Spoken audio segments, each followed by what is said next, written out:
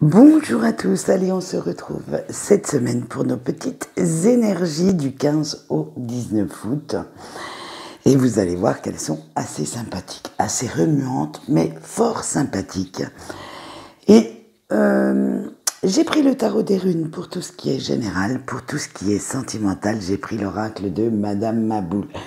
Vous savez très bien que c'est mon petit chouchou. J'aime bien faire des tirages avec celui-là parce qu'il va droit au but et ne prend pas de détour. Allez, on commence. On a le 3 de bâton, le 10 de bouclier, le 7 de corne, le valet de corne et le 5 de corne.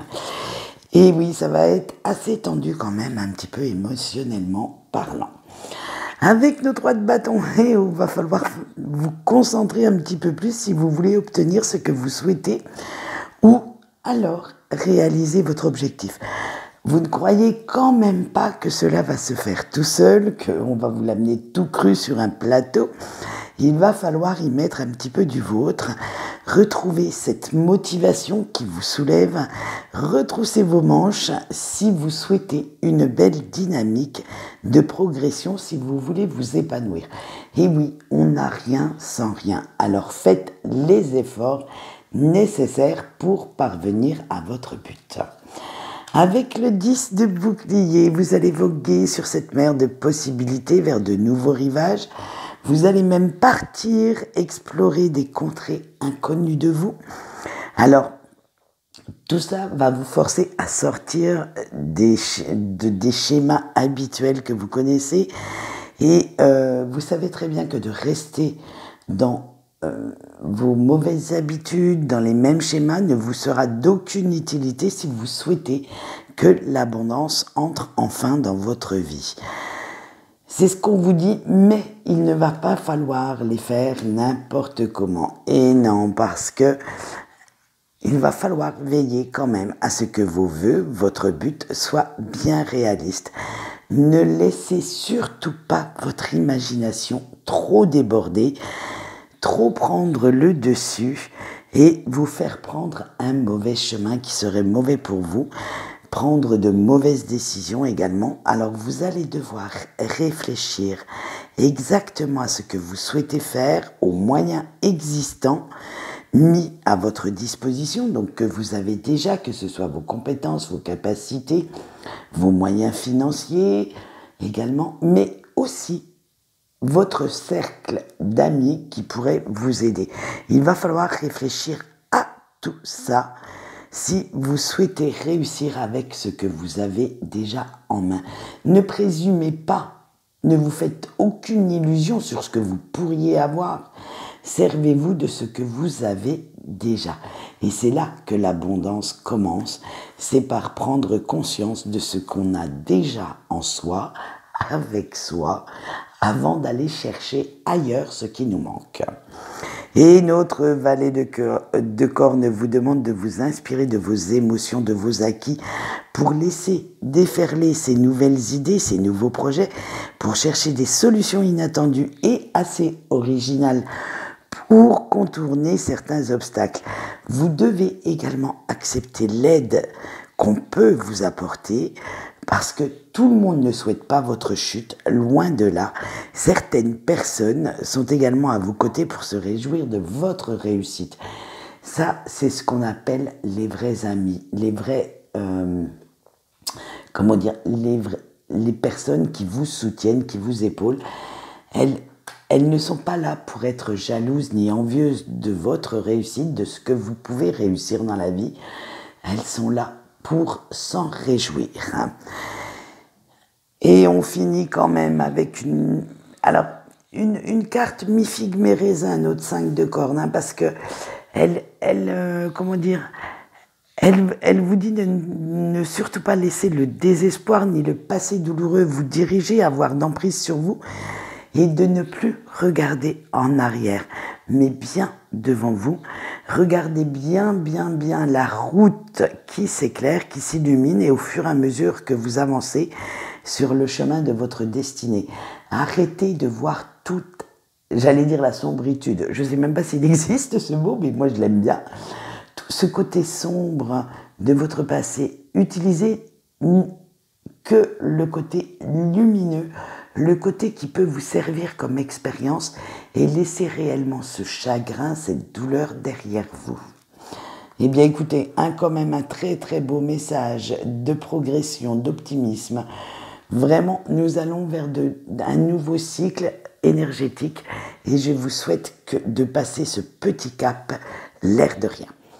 Allez, on voit le petit message des anges parce qu'il a fait sa réapparition cette semaine.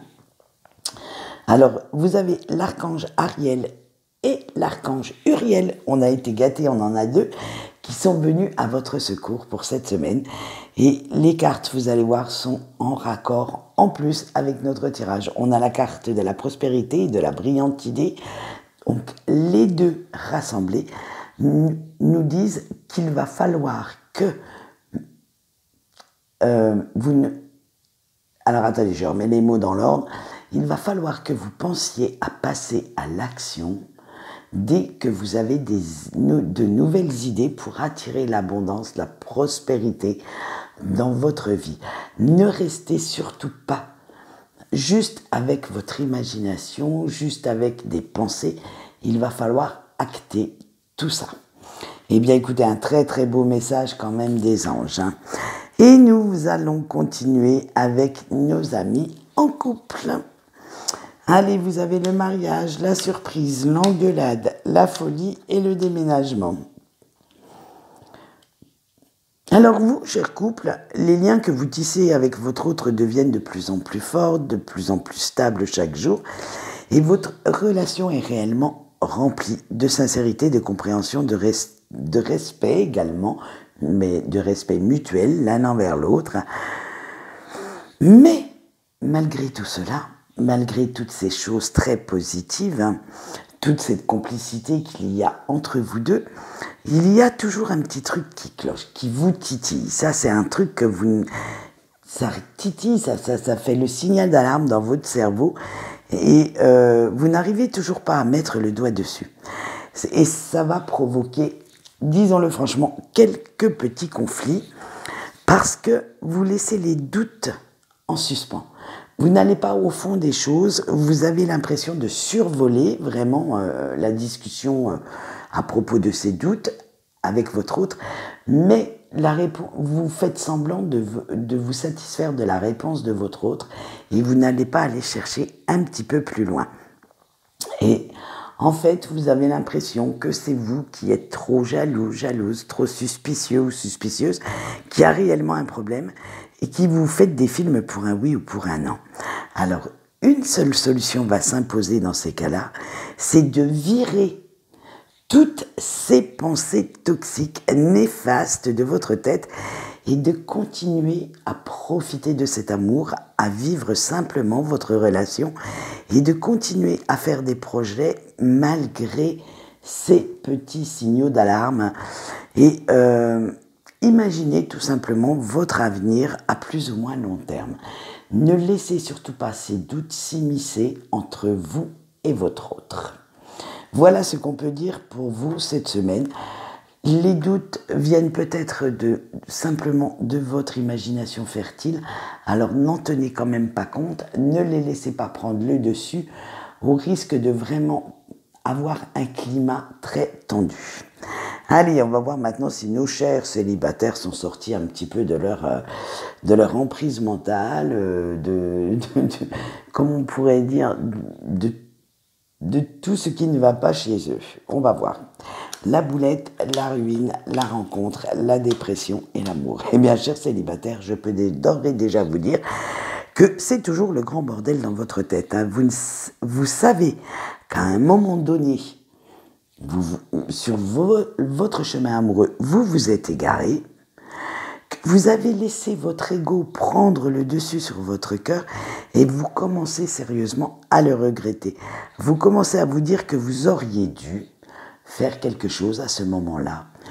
Vous auriez pu être un peu plus ouvert, un peu plus tolérant. Bref, avec des si, on refait le monde. Mais là, vous vous dites que c'est trop tard. Vous avez pris des décisions qui vous semblaient justes à l'instant T.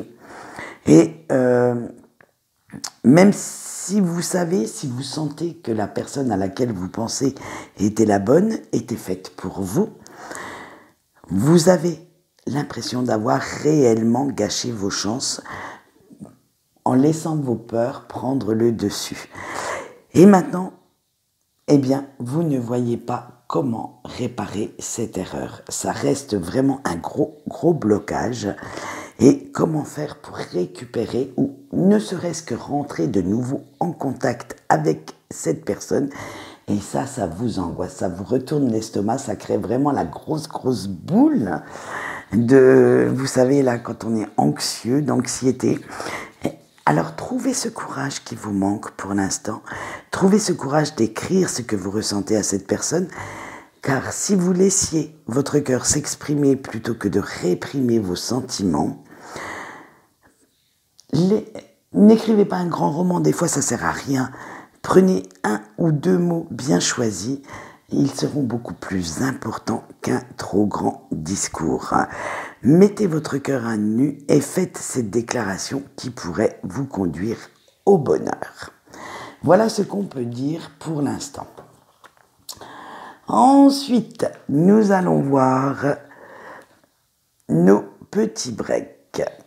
Alors, le renouveau, la réussite, le merdier, le fuck et le deuil. Eh bien vous, on y va franco dans les nouvelles énergies.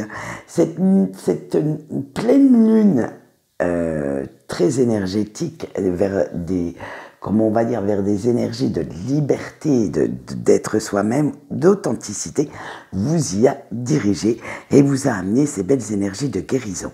Et la douleur fait petit à petit place à la nouveauté, à une nouvelle vision de vie, parce que vous ne voulez plus rester dans cette douleur mentale causée par le départ de la personne de votre cœur, et vous avez vraiment envie de tout envoyer valser pour ne vous occuper que de vous, que de reprendre votre vie en main et de faire le deuil en fait de vos illusions. Ce sont vos illusions dont vous faites le deuil. Ce n'est pas cette histoire d'amour, cette relation qui est karmique et qui vous fait du bien. Mais maintenant, vous avez les 2 pieds dans la réalité et vous vous rendez compte que vous vous êtes peut-être fait certains films à un moment donné et vous allez vous requinquer. Vous allez vous permettre de retrouver votre équilibre, votre vitalité pour ne plus sombrer dans des énergies de chagrin, de douleur, de perturbation mentale comme vous le faites. J'allais dire actuellement non, mais il y a encore quelques jours. Là, maintenant, vous allez retrouver votre force, votre niaque et vous allez foncer. Créer cette vie dont vous avez envie, dont vous avez besoin, sans pour autant renier l'amour que vous avez pour votre autre. Voilà ce qu'on peut dire pour cette semaine. Eh bien, de très belles énergies chez tout le monde. On va foncer. Quant à moi, je vais vous laisser. Je vous dis au revoir et on se retrouve vendredi pour les énergies du week-end. Bye bye.